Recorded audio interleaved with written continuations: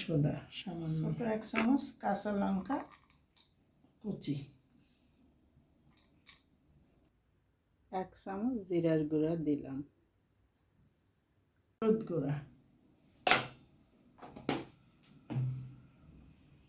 সামান্য পরিমাণ লবণ, 1 চামচ কালো জিরা, 1 বাটি সুজি, ময়দা, 1 চামচ বেসন, একটা ডিম ফাটিয়ে দেওয়া হবে,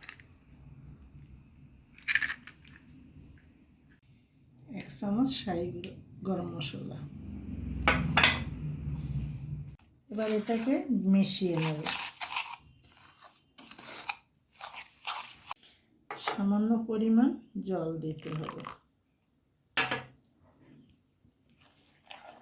বকফুলগুলিকে ধুয়ে ভেতরের শীষটা ফেলে রেখে দিয়েছি। প্যানটি গরম করে এবার তেল দেওয়া হলো।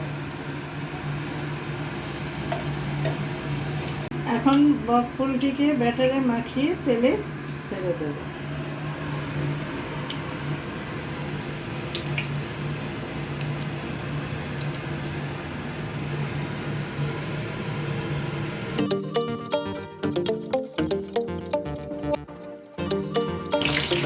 এই বকফুলগুলিকে লাল করে ভাজতে হবে যাতে করে কাঁচা না থাকে।